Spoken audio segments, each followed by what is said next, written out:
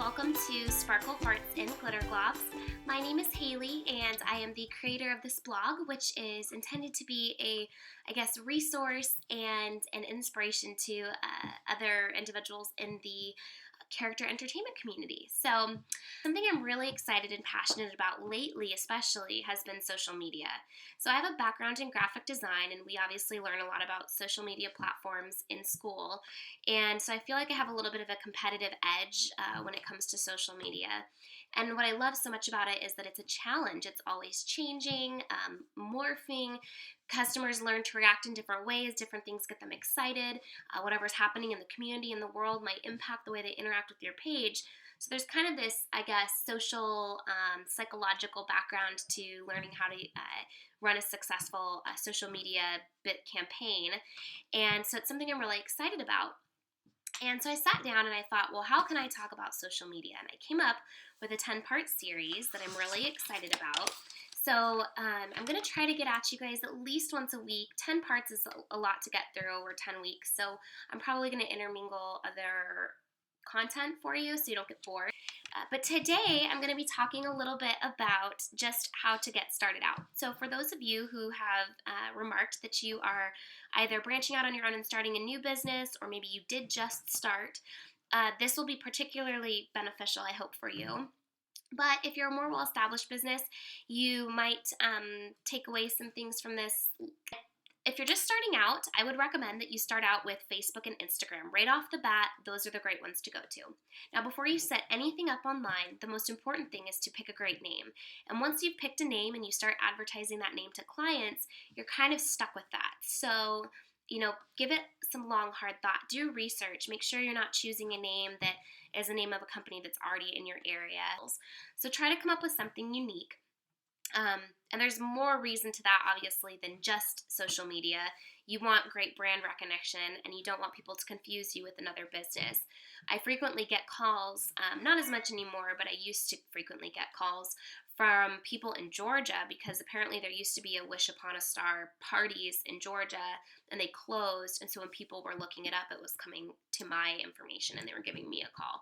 So, you don't want people calling another business by accident, especially if you're in a highly saturated area. You don't want to lose business to a competitor because you picked a kind of poorly recognizable name.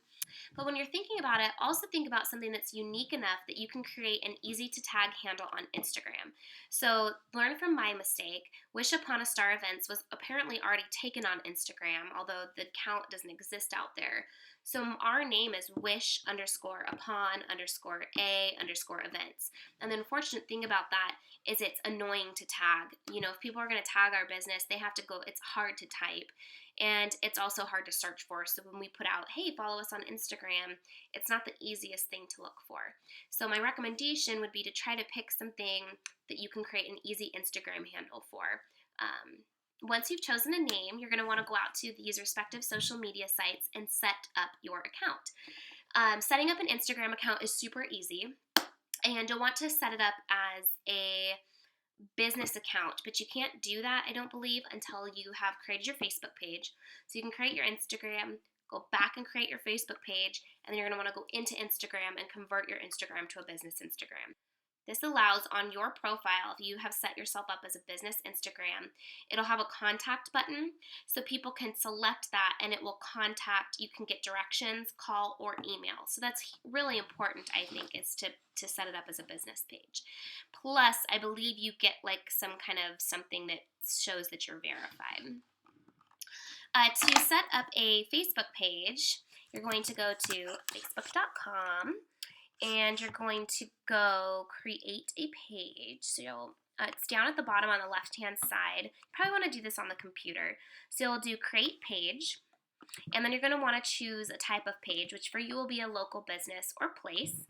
You'll choose a category for your business. You'll enter the business address. When it comes to business addresses, if you're operating out of your home, I absolutely would not put your home address. Just choose an address somewhere that's not a business or a house, that's just kind of like in the general area. Without an address, people can't leave you a review, but it's really not the safest thing to have your home address floating around out there.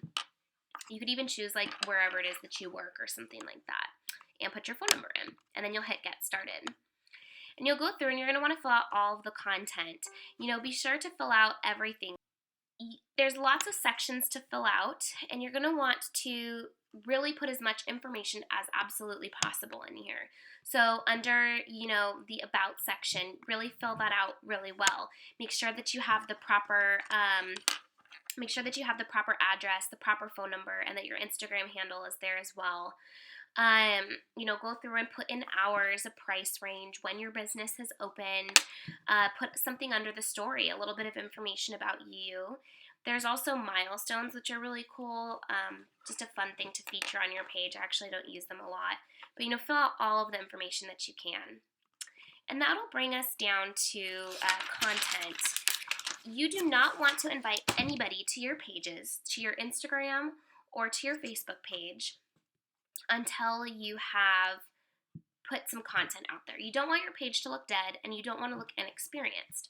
So once you're done creating your Facebook page and it's out there, get a cover photo put up and get a profile photo put up. My recommendation for these should be something with bright colors that's attractive and hopefully professional quality pictures. Don't use cell phone photos for your cover photo and profile picture. If you're short on decent looking pictures, then you could use your logo for your profile picture and then something else for the cover photo, like a professional picture. Then what I would do is create photo albums and add photos of all of your characters, choose the best ones, and maybe even make a couple posts on your page about things that you have going on. And you can spread this out over several days so it makes it look like your page is active. At that point then you could, and I would do this on Instagram as well. At that point you can start inviting people to like your page. And that's kind of where all the fun happens, right? People start interacting, you start getting new customers, people are asking questions. So make sure everything, all of your content is out there. I can't express that enough. You really want to appear super professional. And I'm going to, by the way, put these steps in an article on the page as well. So if you want to read, if it's easier to read rather than watching back through later, you can check out our blog at the link below, follow that, and it'll take you right there. So next, once you're done posting some content and you're ready to go, you can begin by inviting friends. So on the right hand side, just a little ways down, there'll be a spot that says invite friends to like this page. And I would highly encourage you to go through your entire friends list and invite every single person on that list to like your page. These are your friends and family. They know you, regardless of whether or not they're in your area. I think for your friends and family, since they're going to be your biggest supporters, you want them to be backing you on this. So invite all of your friends and family, everyone from your list. Then what I would do is ask for your staff members or family or friends that you're very close to come in and do the exact same thing with their friends list. But for them, instead of inviting every single person they know, maybe ask them to invite people who are just within an 80 to 100 mile radius of where you live, or people who've lived where you live and potentially have friends and family in the area. The reason for this is you want to make sure that for the most part, the people that your page is reaching are people who live in the area and are potential customers. When you're first starting out, it's friends and family and friends of friends who are your most likely potential customers. So by having all of your friends and their friends like your page, so if Susie likes my page, then suddenly a bunch of Susie's friends who have similar demographics to her will start seeing my page pop up as a suggested page. So you want to have a good reach, and you want to hopefully have, start out with most of the people who like your page are friends, family, or friends of friends, because they're going to be big supporters. They're going to have great things to say about you, and they're going to be really excited about your new business that you're starting. If you are watching this and you're a well-established business, if it's been a while since you've gone through and invited everyone on your friends list, do it. Every time I wait like 6 months and do it again, and I'll get like 20, 25 likes. Of course, some of those people aren't in my area, but there's definitely some great things. You want to have most of the people on your page be people who are potential customers, but there is also something really appealing to customers who see like, oh my gosh, they have almost 5,000 likes on their page. That's amazing. And it gives you kind of this extra credibility. So you need to find a happy place there. One thing that does drive me a little bit nuts is going out and having everyone in the princess community like your page. It's great if you're just at a point where you're like, hey, I want my customers to look and be like, dang, they have 5,000 likes on their Facebook page. But the truth is that in some ways, we're kind of all competitors to one another, and we're never going to be potential clients for one another. So keep that in mind, is that, when you're out asking for likes from people who aren't in your area and aren't potential customers, then what happens is everything you're posting on Facebook in this effort, and you're thinking, oh, I have so many people on my page, but they're not getting the message, and they're not trying to give their money to you. So, just be wary with that. It's totally up to you what you want to do, but getting people in your area to like your page is going to be the most beneficial thing. So once you've invited friends and your friends of friends have invited people, post a little bit more content. Post pictures of what you're doing or what you've done in the past.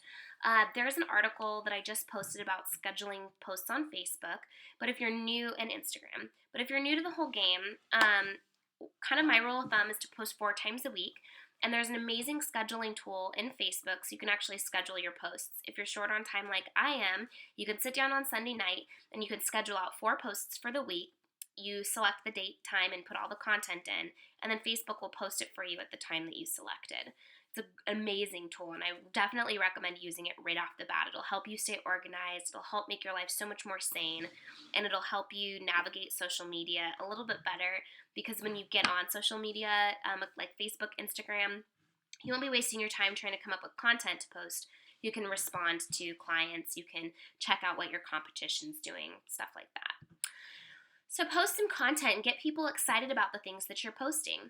And after you have, I would say, like 200 to 300 likes on your page, and you're confident that a lot of these likes are people in your area, run a contest. Do like, hey, we're giving away a free 30-minute princess visit from this princess or any princess of your choice, whatever you want to do. And as a business owner, you can be the one to go do it so that it doesn't really cost you anything but your time. And say, to win, they must, 1, like your page, and then 2, invite 3 friends by tagging them in the comments to like your page as well. And that will get you an immense amount of likes. Yeah, so the very first step in social media engagement is setting up your social media platforms. No matter what platform you choose, make sure that your name is out there and that it's easy to find. Make sure that you have filled out literally absolutely as much of the information as you possibly can. And of course, make sure there's no spelling errors. Maybe have a friend look it over. Post a bunch of not a bunch, but some. Post some initial content so that your friends, family, and the people who start liking your page initially feel like you're an established and credible business. Even if you are new, make a few posts that kind of make it look like you're not. Invite all of your friends and family, and ask close friends and family members and staff members if they will go and invite everyone in their friends list as well. And then running some kind of a contest on your page for a larger reach. And then, of course, that kind of will lead us into our next segment, which it will be paid advertising on Facebook. If you guys have any questions for me, you can post them in the comments below and I will get back to you. Or you can comment on the blog, or let me know on Facebook. On the next video in the social media engagement series, we'll talk about how to create and maintain connections with potential clients and other local businesses through social media. So thank you guys so much for watching along and supporting me in this endeavor. It's a great learning experience for me. I'm so excited to be networking with so many of you in the industry. Power to you guys for running your own businesses. It is such a challenge with so much blood, sweat, and tears. If you're at a tough point right now, don't give up.